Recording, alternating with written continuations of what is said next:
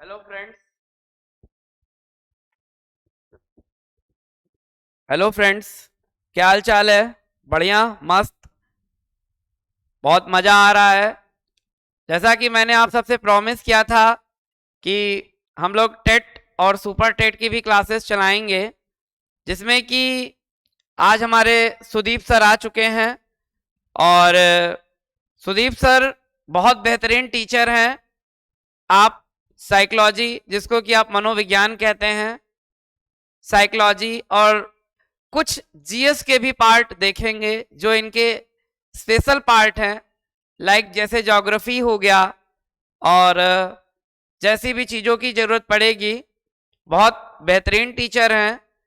तो मैं चाहता हूं कि आप लोग इनकी भी क्लासेस लें और कमेंट बॉक्स में कमेंट करें कि आपको सर की क्लासेस कैसे लगी। कम से कम सर की 4 6 10 क्लासेस डेमो क्लासेस पढ़ेंगी। इसके बाद फिर सर का रेगुलर लाइव बैच में स्टार्ट हो जाएगा। ठीक है, तो चलिए फिर ठीक है, हम लोग स्टार्ट करते हैं। आज सुदीप सर के द्वारा आपका साइकोलॉजी का बैच एकदम स्टार्टिंग से, एकदम बेसिक से हम लोग पढ़ेंगे। और एकदम जो भी चीजें टेट और सुपर टेट में आती हैं, वो सारे प्रतियोगी परीक्षाओं के लिए बहुत इंपॉर्टेंट है। ठीक है, जितनी भी आपकी शिक्षक भर्ती है, केबीएस भर्ती है, और या अन्य कोई भी भर्ती है, तो उसके लिए बहुत महत्वपूर्ण पॉइंट है। ठीक है, तो आप लोग फटाफट इस वीडियो के सेशन को जहां भी आपको मिले इसको शेयर कर दीजिएगा, लाइक कर दीजिएगा, और हमारे चैनल से ज्यादा विद्यार्थियों को जोड़ने का भी आप लोग भी प्रयास करें। आप हमारा जितना सहयोग करेंगे उतना सहयोग हम आपका कर पाएंगे। ठीक है, चलिए सर की क्लासेस स्टार्ट होती हैं। Thank you sir. Hello friends, मैं सुदीप सर आपका अपने प्यारे से यूट्यूब चैनल द चैलेंजर्स गुरु में आपका बहुत बहुत स्वागत है।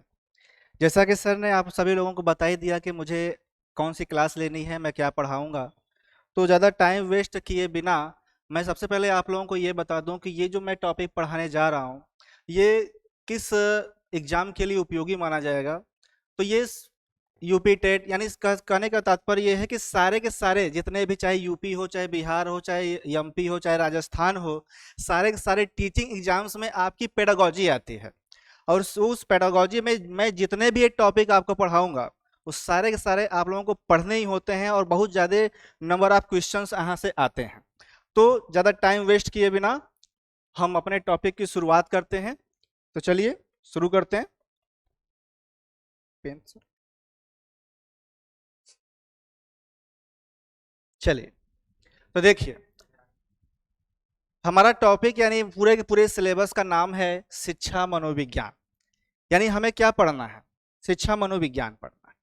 तो शिक्षा मनोविज्ञान का मतलब क्या होता है कि जैसे हमने अपने एकेडमिक एरिया में मनोविज्ञान पढ़ा होगा, चाहे आपने बीएड किया हुआ, चाहे बीए किया हुआ, चाहे कुछ भी किया होगा, तो उसमें शिक्षा और मनोविज्ञान, ये दोनों की कुछ ना कुछ चीज़ें पढ़ी होंगे।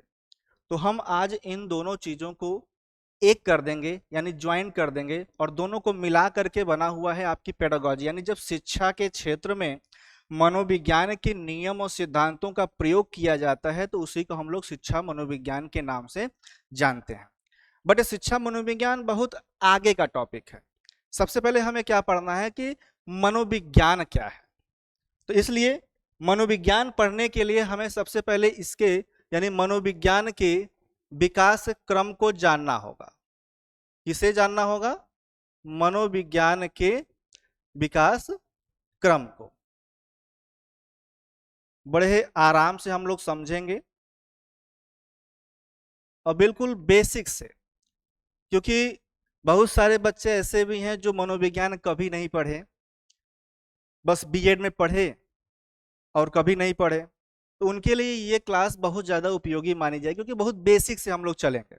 तो देखिए, जब हम मनोविज्ञान के विकास क्रम की बात करते हैं, तो एक सबसे पहले एक कथन आता है। कथन को हम लोग स्टेटमेंट भी कहते हैं।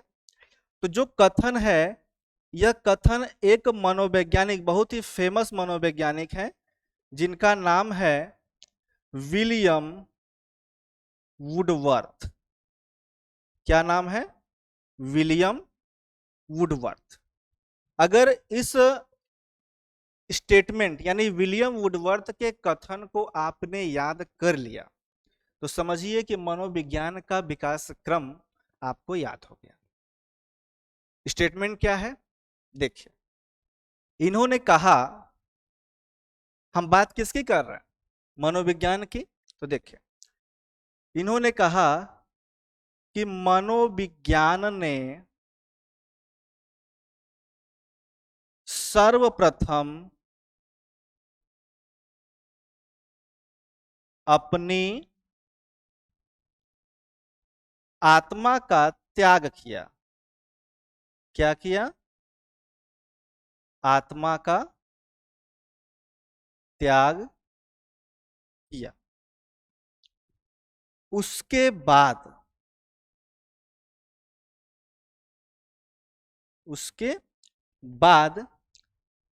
अपने मन को छोड़ा। फिर अपनी चेतना हुई। अंततः मनोविज्ञान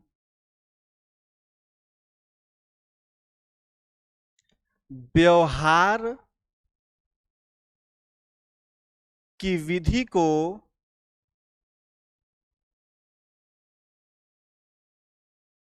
स्वीकार करता है। क्या करता है? स्वीकार करता है।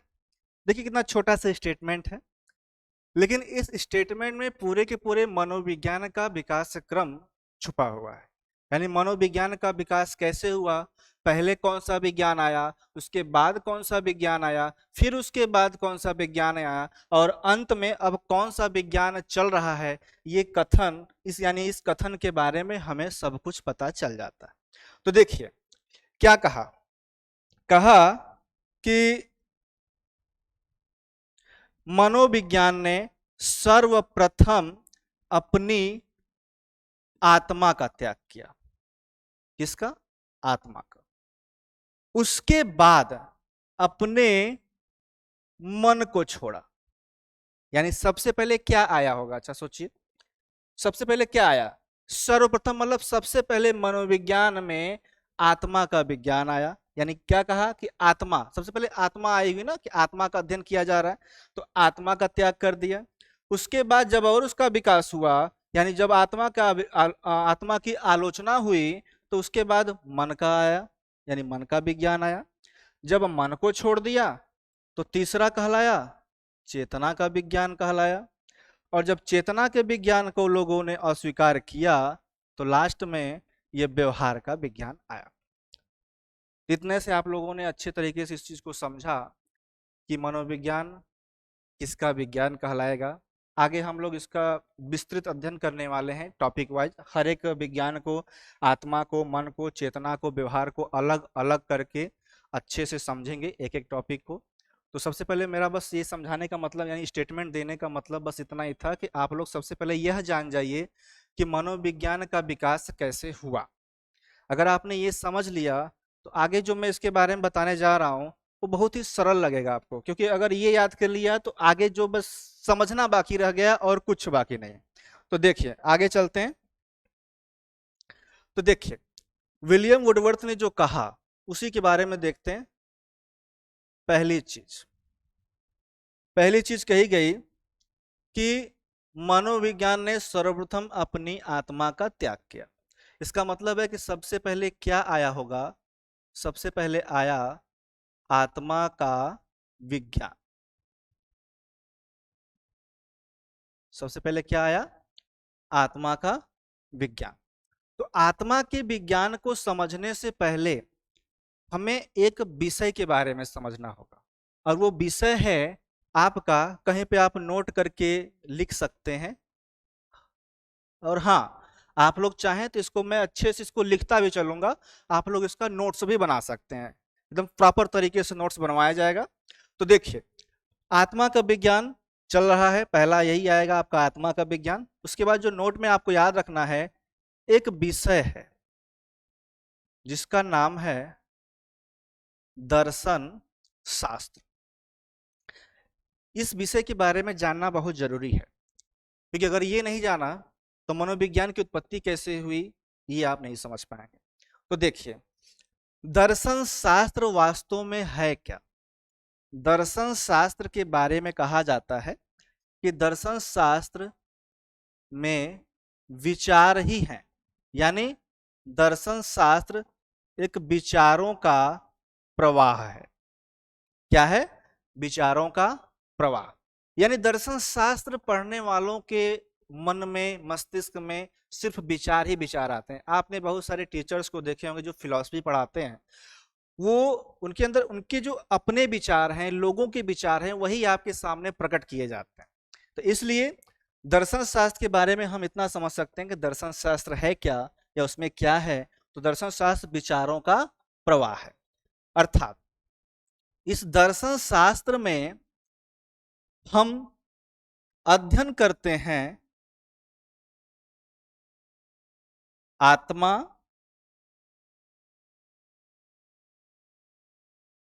परमात्मा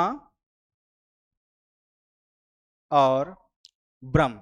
यानी हम इन तीन चीजों का अध्ययन करते हैं। क्या करते हैं? अध्ययन करते हैं। कहां पे? दर्शन शास्त्र। इतना समझ में आया? यानी दर्शन शास्त्र क्या है? विचारों का प्रवाह है। इसमें हम लोग आत्मा, परमात्मा एवं ब्रह्म का अध्ययन करते हैं। यानी अब देखिए, इसमें से जो ये दो चीजें हैं, एक परमात्मा और एक ब्रह्म, इसे किसी ने नहीं देखा। यानी न परमात्मा को किसी ने देखा और न ब्रह्म को किसी ने देखा। लेकिन दर्शन शास्त्र में इन सभी चीजों का अध्ययन होता है। यानी मूल रूप से अगर हम देखें तो दर्शन शास्त्र में क्या कराया जाता है, जैसे हम क्या हैं? हम हैं मनुष्य।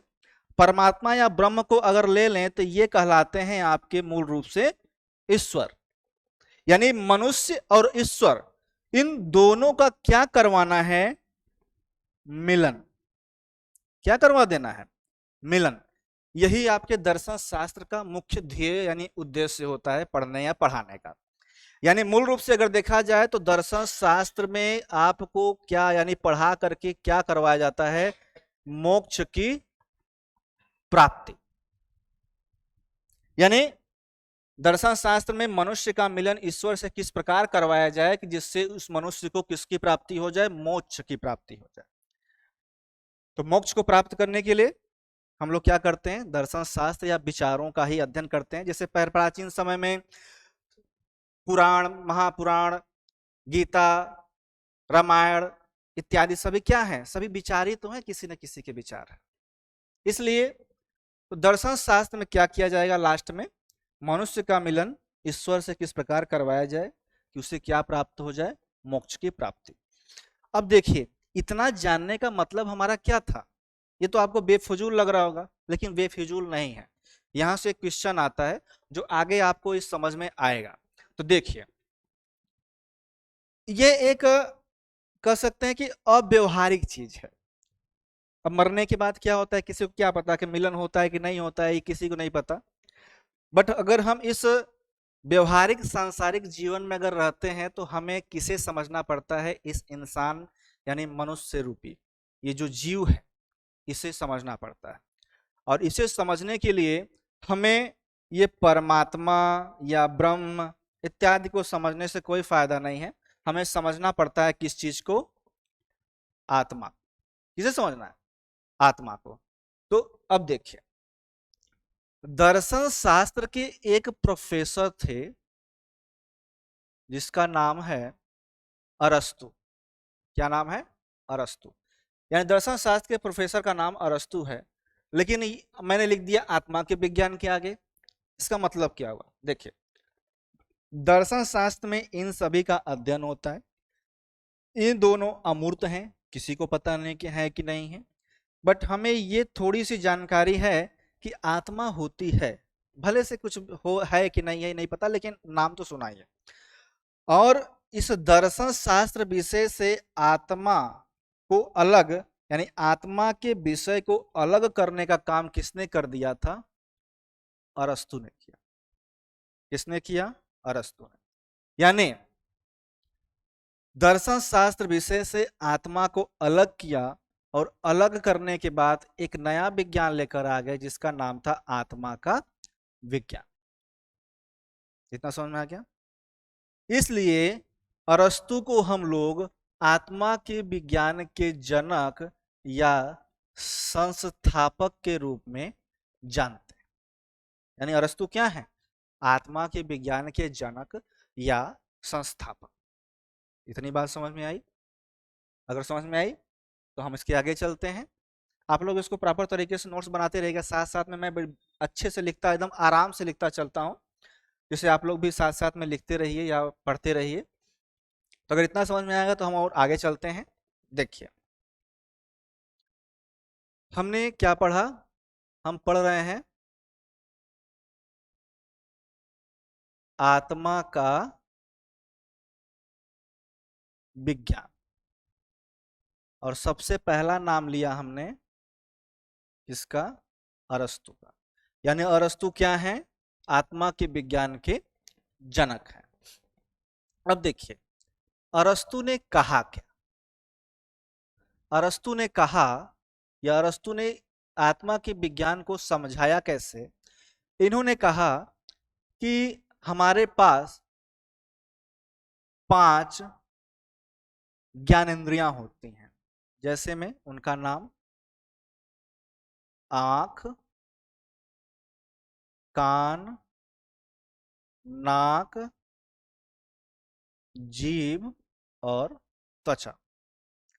इस संसार में हमें जितने भी ज्ञान मिलते हैं इन्हीं 5 ज्ञानेंद्रियों की वजह से। वैसे 5 इंद्रियां हैं और इन्हीं की वजह से जब ज्ञान मिलता है तो इसे हम लोग ज्ञानेंद्रियों के नाम से जानते हैं। तो जितने भी ज्ञान मिलना है वो हमें ज्ञानेंद्रियों के माध्यम से मिलना है। तो अरस्तु ने बस इसी चीज को समझाया कि जैसे कि आंख, कान, नाक, यानी आंख के द्वारा हमने कुछ देखा, नाक से कुछ सूंघा या सुगंध आई, कान से कुछ सुना, जीभ से कोई स्वाद लिया, त्वचा से कुछ फील किया, महसूस हुआ, तो इन सभी के द्वारा जो हमें ज्ञान मिलता है, क्या मिलता है? ज्ञान मिलता है। वो ज्ञान कहाँ जाता है, यानी किसके पास जाता है? वो आत्मा के पास जाता है। यानी हमने कुछ देखा और तुरंत वो संकेत यानी वो सूचना, इंफॉर्मेशन कहाँ पहुंची? आत्मा के पास पहुंची।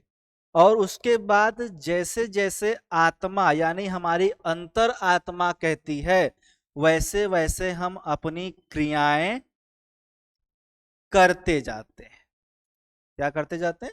अपनी क्रियाएं करते जाते हैं। ठीक है। अब भाई हमारी अंतरात्मा ने कहा कि आज मुझे 1 घंटा पढ़ना है या सर की वीडियोस देखनी है, तो आपकी कौन कह रहा है? आपकी आत्मा कह रही है। और आत्मा ने अगर कहा कि मुझे सर की वीडियो देखनी है तो आप क्या करेंगे? तुरंत यूट्यूब चैनल खोलेंगे और मेरी वीडियोस देखना शुरू कर देंगे।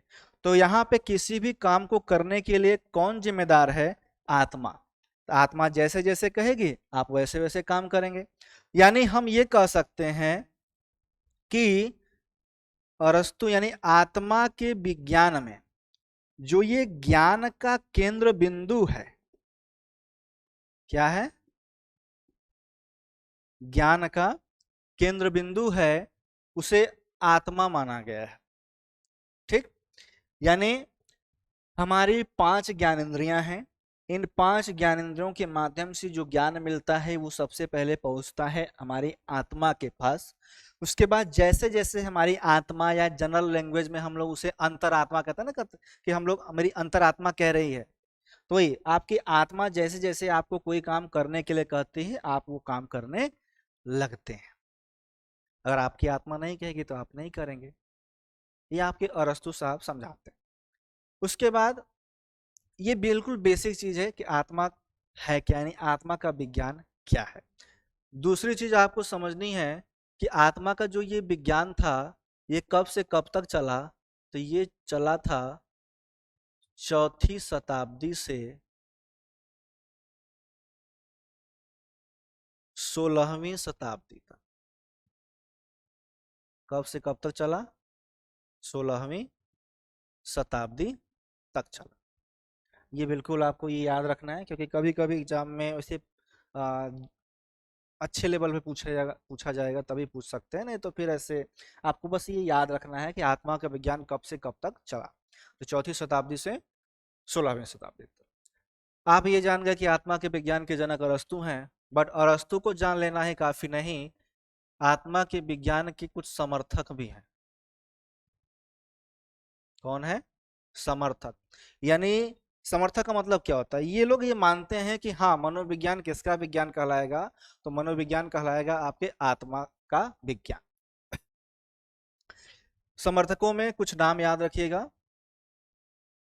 अरस्तु के साथ साथ में प्लेटो का नाम याद रखिए, प्लेटो के साथ साथ सुकरात का नाम रखिए याद।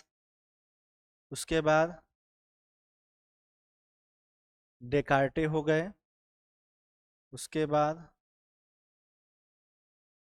रुडोल्फ गॉयकाय हो गए, उसके बाद टेलर हो गए। तो इन कुछ नामों को आप लोगों को याद रखना है, क्योंकि कभी कभी ऐसा होता है कि आत्मा के विज्ञान के जनक न पूछ करके निम्नलिखित में से आत्मा के विज्ञान के समर्थक हैं या नहीं है, ये भी पूछा जाता है। तो आप लोगों को ये तो याद ही हो जाएगा, बस इसको थोड़ा सा याद करना है, तो आप लोग इसको अच्छे से याद कर लीजिएगा, ठीक है। तो अब हम ये समझेंगे कि आत्मा का विज्ञान के आगे यानी जो भी चीजें आएंगे देखते हैं आगे। देखिए, ये आप लोग नोट करके याद रखिएगा, ये बहुत ज्यादा इंपॉर्टेंट है, यहां से 1 से 2 क्वेश्चन बन जाएंगे आपके कभी कभी। तो देखिए पहली चीज याद रखनी है, एक महोदय हैं जिनका नाम है गैरिट महोदय। नाम क्या है? गैरिट महोदय। यानी गैरिट महोदय ने किया क्या, आपको पता है कि हम क्या पढ़ रहे हैं? मनोविज्ञान। इस मनोविज्ञान को इंग्लिश में कहते हैं साइकोलॉजी। और यह जो साइकोलॉजी शब्द है यह 2 शब्दों से मिलकर के बना है। एक है आपका साइकी और एक है आपका लोगस। गैरिट महोदय ने इस साइकी का मतलब बताया आत्मा, और लोगस का मतलब होता है स्टडी या अध्ययन करना। अर्थात गैरिट महोदय ने इस मनोविज्ञान यानी साइकोलॉजी शब्द का वर्गीकरण किया। वर्गीकरण करने के बाद बताया कि यह जो आपका जो ये साइकोलॉजी शब्द है ये 2 शब्दों से मिलकर के बना हुआ है। एक है आपका साइकी और दूसरा है आपका लोगस। साइकी का मतलब होता है आत्मा और लोगस का मतलब होता है अध्ययन करना। लेकिन ये जो साइकी और ये लोगस है ये दोनों किस भाषा के शब्द हैं? तो याद रखना है ये दोनों ग्रीक वर्ड है। कौन से वर्ड हैं? ग्रीक वर्ड है। यानी अगर हम कंक्लूजन लिखना चाहें या निष्कर्ष लिखना चाहें इस शाब्दिक वर्गीकरण का, हम ये लिख सकते हैं कि आत्मा का अध्ययन करने वाला विज्ञान मनोविज्ञान है या मनोविज्ञान कहलाता है।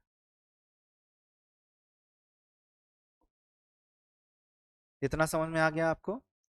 यानी आत्मा का अध्ययन करने वाला जो विज्ञान है वो मनोविज्ञान कहलाता है। ये आपके शाब्दिक वर्गीकरण के आधार पे किसने समझाया?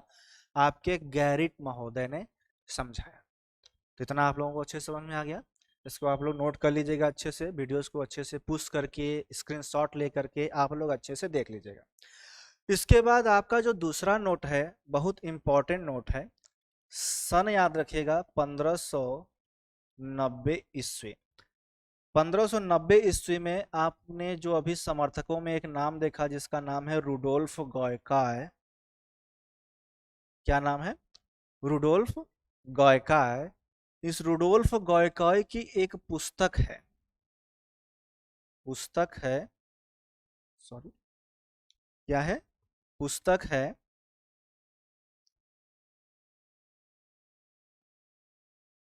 जिसका नाम है साइकोलाजिया।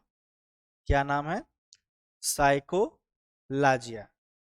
साइकोलॉजिया को, इसमें दो बातें याद रखनी है आपको।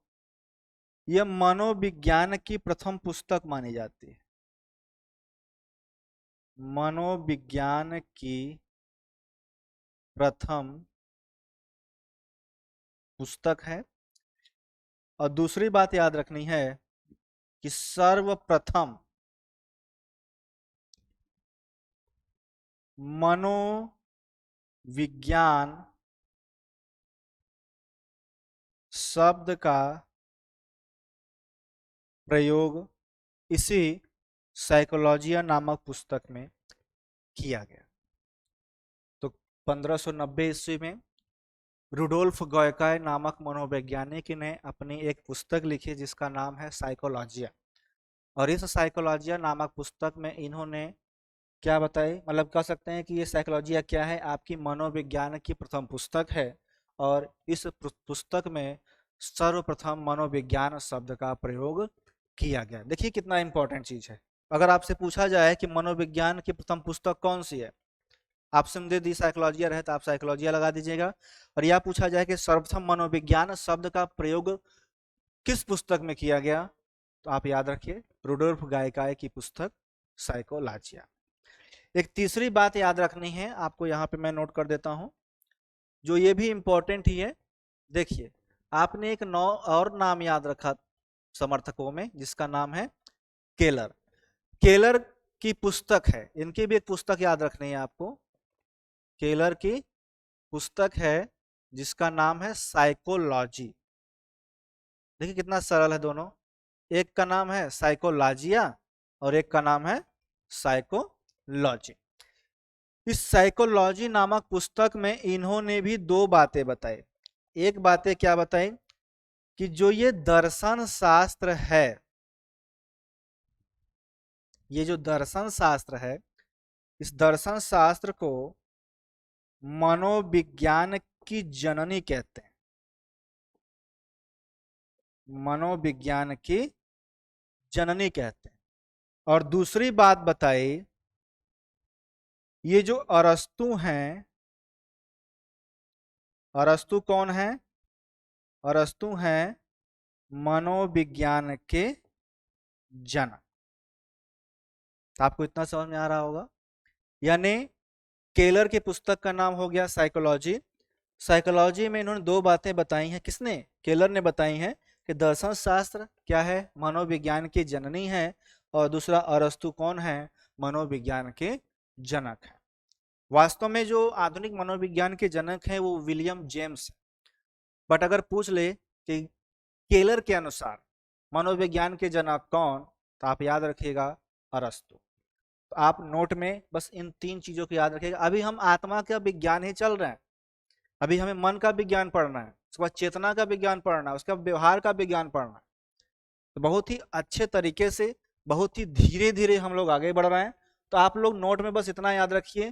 पहली चीज याद रखिएगा कि गैरिट महोदय ने मनोविज्ञान शब्द का वर्गीकरण किया, यानी मनोविज्ञान को इंग्लिश में साइकोलॉजी कहते हैं। और साइकोलॉजी जो है दो शब्दों से मिलकर के बना, एक है साइकी और एक है लोगस। साइकी का अर्थ बताया किसने? गैरिट ने, आत्मा। और लोगस का मतलब होता है ये स्टडी या अध्ययन करना। इस प्रकार से जो इस वर्गीकरण का जो हम लोगों ने निष्कर्ष निकाला, निष्कर्ष ये निकला कि आत्मा का अध्ययन करने वाला विज्ञान मनोविज्ञान कहलाता है।